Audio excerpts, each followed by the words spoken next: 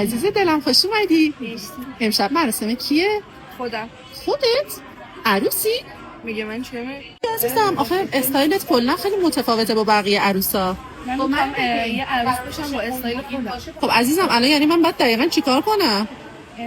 یه میکاپ همین استایل با یه روژ سیاه، ابروام هم نمیخوام کنم.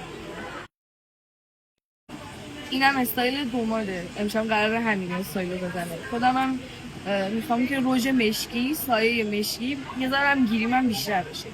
عزیزم درسته که امشب عروسیته، همه چی باید باب میلت باشه، ولی به نظر من اینجوری نمیشه. بسپار دست من یه استایل خیلی شیک و جذاب برات میزنم. اگر خوشم نیاد چی؟ پاکش میکنم باید همین استایل رو برام میزنم. باشه عزیزم، مطمئن باش که عاشق خودت میشی.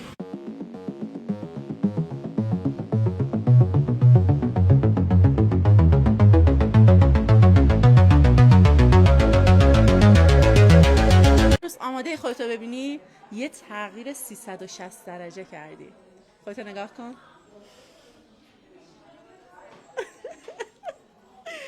چطور شدی؟ این منم؟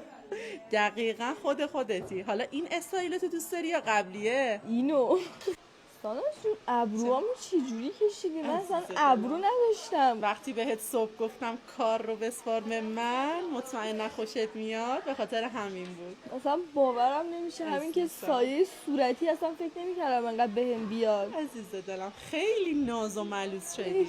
فقط ساناز جون یه خواهش دیگه این که میشه پیرسینگ لبمو بدید دوباره بذارم. نمیتونم حرف بزنم، تمرکز ندارم. خب باشه اون اشکال نداره، بچه‌ها پیرسینگشو بدید به لبش بزنه. لیلی دوست دارم خیلی. لیلی